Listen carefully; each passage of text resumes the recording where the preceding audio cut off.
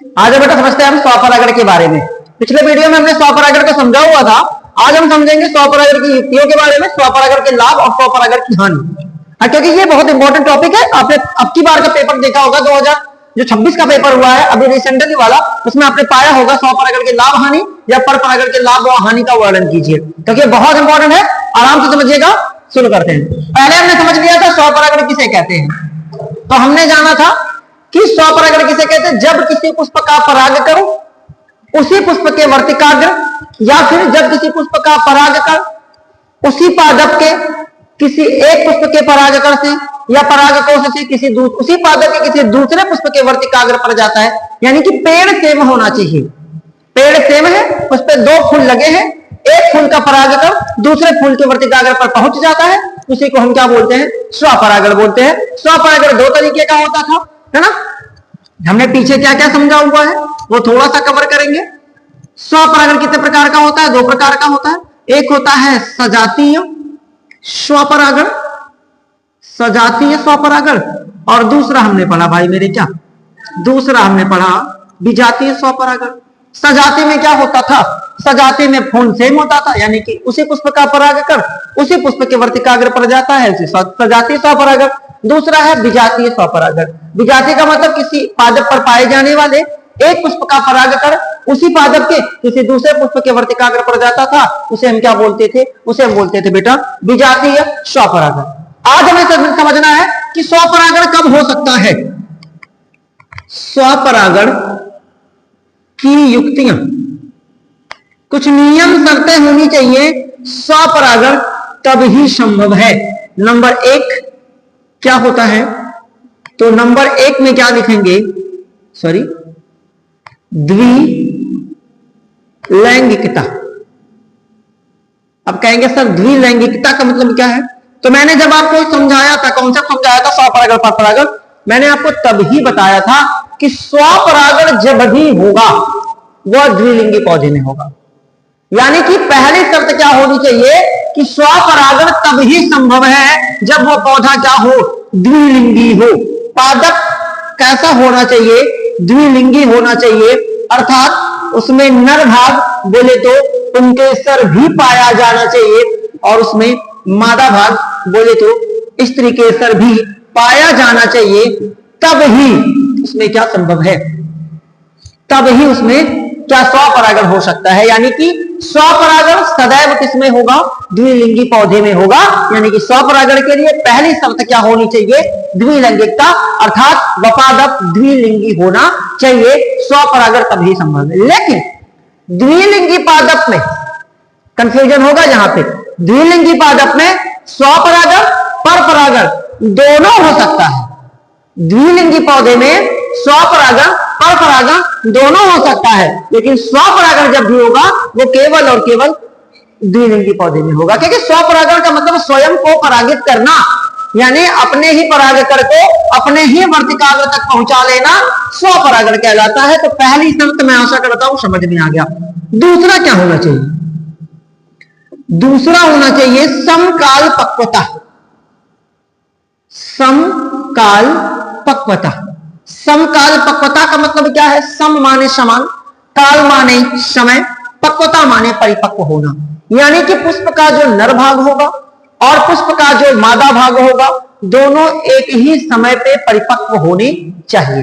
ऐसा नहीं कि परागकण वर्तिकाग्र पर पहुंच गया है, अभी वर्तिकाग्र डेवलप ही नहीं, या वर्तिकाग्र डेवलप हो गया है, परिपक्व हो गया है, परागकण अभी पहुंचा ही नहीं।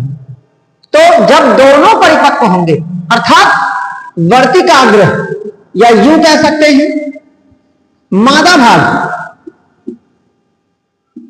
भाग और यूं कह सकते हैं परागकण, यानी कि नर भाग, यानी कि नर भाग दोनों क्या होने चाहिए भाई साहब, परिपक्व होने चाहिए। और ना केवल परिपक्व, एक साथ परिपक्व होने चाहिए, एक साथ। यानी कि अगर वर्तिकाग्र परिपक्व हो गया है परागकण को धारण करने के लिए, तो परागकण भी परिपक्व हो जाना चाहिए वर्तिकाग्र के पास जाने के बाद मैलिकमल की उपस्थिति में अंकुरित होने के लिए। तो पहली चीज क्या होगी, पहली चीज हो जाएगी बेटा द्विलिंगिकता, यानी कि स्वपरागण की पहली युक्ति द्विलिंगिकता अर्थात पादप द्विलिंगी होना चाहिए। दूसरा समकालपक्वता, यानी कि पुष्प का नर और मादा भाग दोनों एक ही समय पे क्या होने चाहिए, परिपक्व होने चाहिए। अब एक होता है, इसको इंपॉर्टेंट रखिएगा, मैंने इसीलिए मार्कर बदल दिया। आपसे पूछेगा अनुन्मीलीय पादप या अनुन्मीलीय पुष्प। अनुन्मीलीय पुष्प किसे कहते हैं भाई साहब? कुछ पौधे ऐसे होते हैं जिनका फूल खिलता ही नहीं, जिनका फूल खिलता नहीं, परागकण कली अवस्था में ही परागकोश कली अवस्था में ही फट जाता है, उसके अंदर से परागकण निकल जाता है, वर्तिकाग्र तक पहुंच जाता है, फूल अभी खिला ही नहीं। ऐसे पौधे जिनमें कली अवस्था में ही परागकण वर्तिकाग्र तक पहुंच जाता है, उन पुष्पों को हम क्या बोलते हैं? अनुन्मीलीय पुष्प कहते हैं। यानी कि पुष्प ना खिले, पुष्प ना खिले लेकिन परागकण वर्तिकाग्र तक क्या हो जाए, पहुंच जाए, इसे हम क्या बोलते हैं? इसे बोलते हैं अनुन्मीलीय पुष्प। यानी कि वह पुष्प जो खिलता नहीं लेकिन कली अवस्था में ही उसका जो परागकण होता है वो क्या होता है, वर्तिकाग्र तक पहुंच जाता है। इसका एग्जाम्पल मैं आपको लिख दे रहा हूं, इसका एग्जाम्पल होता है गुल मेहंदी। गुल मेहंदी में क्या होता है कि निषेचन पर कली अवस्था में ही हो जाता है, यानी कि निषेचन नहीं, मतलब खट्टी बूटी हो जाता है। मूंगफली में भी ऐसा हो जाता है, मूंगफली जो आप जानते हैं इसको लिख लीजिएगा। तो ये मूंगफली में भी संभव है। फूल का मतलब फूल खिलता ही नहीं, फूल कली अवस्था में ही होता है, मतलब कली है, निषेचन हो गया, मामला ये है। तो ये था आपका स्वपरागण की युक्तियां, इसको नोट डाउन करिए। अब जो बताने वाला हूं वो मोस्ट इंपॉर्टेंट है, क्योंकि ये पूछा जाता है स्वपरागण के लाभ क्या है, स्वपरागण की हानि क्या है। ये 3 टॉपिक्स हैं, इनको दिमाग में रखिएगा, दिमाग के किसी कॉर्नर में इसको गांठ बांध के रखिए कि स्वपरागण कब हो सकता है। अगर कभी कोई पूछे स्वपरागण एक लिंगी में होगा कि द्विलिंगी में, तो ये लाइनें याद करो, द्विलिंगिकता, समकालपक्वता, अनुन्मीलीय पुष्प। इसमें भी देखो द्विलिंगिकता का मतलब नर मादा दोनों होने चाहिए, समकालपक्वता मतलब सही समय पे परिपक्व होने चाहिए, तो परिपक्व होने चाहिए मतलब दोनों परिपक्व, इसका मतलब द्विलिंगी। और अनुन्मीलीय पुष्प ना खिला निषेचन हो गया, तो अगर पुष्प ना खिला कली अवस्था में ही निषेचन हो रहा है, इसका मतलब इसके अंदर नर मादा दोनों भाग को पाए गए ना। तो इन हेडिंगों से भी बातें समझ में आ सकती है स्वपरागण परपरागण के बारे में। इसको लिखिए, आगे बढ़ते हैं, थोड़ा फास्ट लिखिएगा। समझते हैं हम किसके बारे में, स्वपरागण के लाभ हानि के बारे में। आसान है, इंपॉर्टेंट है, इसको इंपॉर्टेंट से मैं अभी कर देता हूं। स्वपरागण के पहले यहां लाभ लिख देता हूं, क्या क्या प्रॉफिट होता है। इसको आप इंपॉर्टेंट की कैटेगरी में, आज से ही मैं कह रहा हूं मोस्ट इंपॉर्टेंट की कैटेगरी में डालिए, क्योंकि स्वपरागण याद हो गया तो परपरागण आपका अपने आप तैयार हो जाएगा। स्वपरागण के लाभ क्या होते हैं, हानि क्या होती है, आराम से समझिए, डाउट होगा पूछेगा। देखो पहला लाभ, मैं कह रहा हूं पहले आप समझने की कोशिश करो कि स्वपरागण से फूल को क्या फायदा होता है, एक पेड़ को क्या फायदा होता है। तो पहली चीज क्या होता है, जब स्वपरागण करना है फूल को, अगर मैं यही थोड़ा सा चित्र बना दूं, पहले समझिए। अब अगर मान लीजिए ये एक पेड़ है, एक फूल है, ये इसका परागकोश, ये वर्तिकाग्र, भाग नहीं बताना क्योंकि हम इसको पढ़ चुके हैं, तो ज्यादा टाइम नहीं लगाना, केवल फिगर पे ध्यान दीजिए। अब अगर बेटा इस परागकण को यहीं से वर्तिकाग्र तक जाना है, अब होता क्या है कि कुछ पौधों में जो परागकोश होता है वो वर्तिकाग्र के ऊपर होता है, तो परागकोश जैसे फटेगा परागकण क्या हो जाएगा, नीचे गिर जाएगा। तो पहली चीज स्वपरागण के लिए क्या होता है, माध्यम की आवश्यकता, माध्यम की आवश्यकता नहीं होती, यानी कि किसी की जरूरत नहीं है कि आओ भैया तुम मेरे परागकण को वर्तिकाग्र तक पहुंचाओ। स्वपरागण की पहली विशेषता क्या होती है, लाभ पहला क्या होता है कि इसमें माध्यम की आवश्यकता नहीं पड़ती। दूसरी चीज, जब माध्यम की आवश्यकता नहीं पड़ेगी तो परागकण क्या होंगे, परागकण क्या होंगे, कम संख्या में होंगे। क्यों होंगे भैया, तो भाई मेरे 4-5 तो परागकण है, एक गिर गया काम होगा, तो ज्यादा परागकण बना के वो क्या करेगा। जो स्वपरागण वाले जो पौधे होते हैं उनमें पहले चीज माध्यम की आवश्यकता नहीं पड़ती, यानी कि किसी की जरूरत नहीं पड़ती जो उसके परागकण को ले जाए। दूसरा, परागकण कम संख्या में होते हैं। क्यों कम संख्या में होते हैं, ज्यादा परागकण बनाएगा तो ज्यादा एनर्जी लगेगी। अब चूंकि स्वपरागण करना है तो 4 है उसमें से देखिए तो कंफर्म है पहुंच जाएगा। तो ज्यादा परागकण बना के वो क्या करेगा, एनर्जी को वेस्ट क्यों करेगा, उस एनर्जी को बचा के वृद्धि विकास में लगा देगा, अपने वृद्धि विकास में लगा देगा। तो 2 लाइनें हैं। पहला, परागकण में माध्यम की आवश्यकता नहीं पड़ती, और परागकण में क्या होता है, संख्या क्या होती है, कम होती है। किसकी, स्वपरागण में परागकण की संख्या क्या होती है, कम होती है। तीसरा टॉपिक क्या होता है भाई साहब, है ना, माध्यम की आवश्यकता नहीं होती, परागकण। तीसरा टॉपिक होता है सुगंध, गंध उत्पन्न, है ना, नहीं उत्पन्न नहीं करते। अब कहेंगे सर क्यों करेंगे, भाई देखिए जो पौधे ज्यादातर द्विलिंगी होते हैं वो ज्यादा बढ़िया नहीं महकते। गुलाब को छोड़ दीजिए, कुछ ऐसे होते हैं क्योंकि वो रात में भी खिले रहते हैं इसलिए वो महकते हैं। जो रात में खिलने वाले फूल होते हैं वो ज्यादा महकते हैं। उसके महकने के पीछे क्या कारण है, उसके महकने के पीछे कारण ये है कि रात में जो कीट होंगे, जो जीव होंगे वो देखेंगे तो है नहीं, है। अब वो क्या करेंगे, सुगंध से फूल के पास जाते हैं, परागण करते हैं, इसीलिए रात वाले फूल ज्यादातर महकते हैं। तो माध्यम की आवश्यकता नहीं है, परागकण कम संख्या में होंगे क्योंकि कुछ ही परागकण काम निषेचन करवा देंगे। सुगंध गंध उत्पन्न नहीं करना पड़ता। अब कहेंगे सर क्यों नहीं उत्पन्न करना पड़ता, है ना, तो इसलिए नहीं उत्पन्न करना पड़ता क्योंकि जीवों को तो बुलाना ही नहीं है। जब जीव को नहीं बुलाना है तो सुगंध गंध उत्पन्न करके क्या करेंगे, क्योंकि इनमें तो स्वपरागण करना है, माध्यम तो चाहिए ही नहीं। तो गंध सुगंध उत्पन्न करके कोई मतलब नहीं होता। एक और यही इसकी मेन लाइन है, शुद्ध जाति की प्राप्ति। शुद्ध जाति की प्राप्ति, कहेंगे सर शुद्ध जाति की प्राप्ति का मतलब, अगर मान लीजिए ये गुलाब का है, अगर बाय द वे मान लीजिए ये गुलाब का फूल है और ये गुलाब का फूल किस कलर का है, मान लीजिए गुलाबी कलर का है, मान लीजिए बेटा पिंक कलर का है, तो पिंक कलर का जो परागकण है गुलाब का वो उड़ के जाएगा पिंक कलर वाले वर्तिकाग्र पर, तो जो नया वाला पौधा मिलेगा वो भी किस कलर का होगा, वो भी गुलाबी कलर का होगा, यानी कि शुद्ध जाति प्राप्त होगी। उसके अंदर कोई भी चेंजेस नहीं होंगे, यानी कि शुद्ध जाति की क्या होगी, प्राप्ति होगी।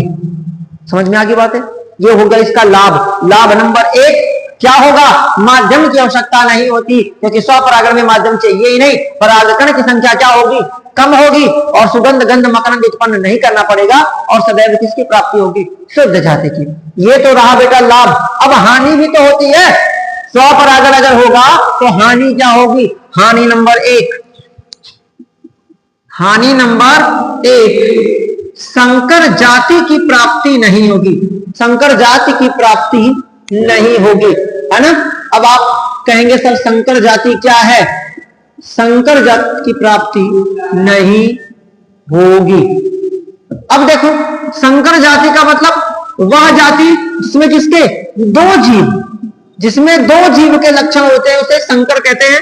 आजकल आप एक वर्ड इस्तेमाल करते हैं कि मेरे घर ये हाइब्रिड का पेड़ आया है, हाइब्रिड का टमाटर आया है, हाइब्रिड को हिंदी में क्या बोलते, संकर बोलते, जिसके जीन में परिवर्तन किया गया है, जिसके डीएनए में परिवर्तन किया गया है। आप बार बार जो आप अभी गेहूं की कटाई होने वाली है, जो हम गेहूं बोते हैं वो बार बार नया वाला कहते हैं ना, नया वाला बीज, नया वाला बीज ना लाएंगे कहां ही नया वाला लाओगे, नया लाओगे क्योंकि उसके डीएनए में परिवर्तन किया गया है ना। आप संकर जाति नहीं मिलेगी, हमें तो हमेशा क्या मिलेगी, शुद्ध मिलेगी, संकर नहीं मिलेगी। कहेंगे सर संकर से क्या फायदा, तो जो संकर पौधा होता है वो उसमें रोग नहीं लगता, वो जल्दी से परिपक्व हो जाता है ना, उसमें बीज बहुत ज्यादा होता है, तो पानी की मात्रा कम होती है, धूप का ज्यादा नुकसान मतलब उसको नहीं होता है, मतलब वो रोगों से लड़ने में भी क्या होता है, प्रबल होता है। तो संकर जाति की प्राप्ति नहीं होगी। आगे क्या होगा, एक नुकसान की संकर जाति की प्राप्ति नहीं होगी, नए लक्षण वाले जीव कभी नहीं बनेंगे। दूसरा क्या होगा, रोग प्रतिरोधकता कम हो जाएगी, रोग प्रतिरोधकता यानी कि रोगों से लड़ने की क्षमता, प्रतिरोधकता क्या हो जाएगी, रोगों से लड़ने की क्षमता भी क्या हो जाएगी, कम हो जाएगी, क्योंकि नए लक्षण तो आ ही नहीं रहे हैं। वही बीज आप एक बार बोइए, अगली बार फिर बोइए, अगली बार फिर बोइए, देखिए उत्पादन धीरे धीरे क्या होता जाएगा, कम होता चला जाएगा। क्यों, क्योंकि रोगों से लड़ने की क्षमता धीरे धीरे क्या हो रही है, खत्म होती चली जा रही है। ठीक है। तीसरा क्या हो जाएगा भैया, बीज कम हो जाएंगे, बीज कम हो जाएंगे। क्यों हो जाएंगे? क्योंकि नए लक्षण तो आएंगे ही नहीं। जब नए लक्षण नहीं आएंगे तो हो सकता है सूखा, बाढ़, धूप वो झेल ही ना पाए, तो उत्पादन क्षमता क्या हो जाएगी? कम हो जाएगी। और एक टॉपिक क्या हो जाएगा? रोग प्रतिरोधकता, परिपक्वन काल बढ़ सकता है, परिपक्वन काल अधिक हो सकता है, अधिक हो सकता है। अब कहेंगे सर परिपक्वन काल, आजकल आप देखते हैं अपना धान जो है वो 90 दिन में हो जाएगा। सामान्य तौर पर धान को परिपक्व होने में कितना टाइम लगता है ना? 3 महीने, 4 महीने, 4 3 12 यानी कि 120 दिन। अब 90 दिन में हो जा रहा है, यानी कि क्या 30 दिन कम हो गया। तो इससे किसान को क्या हो रहा है? प्रॉफिट हो रहा है, पानी कम देना पड़ रहा है ना? 1 महीने का समय बच रहा है तो कोई दूसरी फसल वो उगा ले रहा है। समझ रहे हैं मेरी बात? तो मामला ये है। तो परिपक्वन काल अब 90 दिन में हो जाएगा तो समय बच जाएगा, उसको पानी कम देना पड़ेगा और जल्दी पादप तैयार हो जाएगा। लेकिन अगर ऐसा हुआ स्वपरागण हो रहा है तो परिपक्वन काल लंबा भी जा सकता है, 4 की जगह 4.5 महीना भी हो सकता है, 5 महीना भी हो सकता है, डिले हो सकता है। तो स्वपरागण के लाभ हानि आप दिमाग में रखिएगा। बात नंबर 1, स्वपरागण में माध्यम की आवश्यकता नहीं पड़ती, अर्थात किसी जीव के ऊपर निर्भर नहीं रहता। जब निर्भर नहीं रहेगा तो परागकण ज्यादा बनाने की कोई जरूरत नहीं। जब परागकण किसी जीव को बुलाना नहीं तो सुगंध मकरंद गंध उत्पन्न करने की जरूरत नहीं। और जब दूसरा परागकण आ ही नहीं रहा तो हमेशा शुद्ध जाति की क्या होगी? प्राप्ति होगी।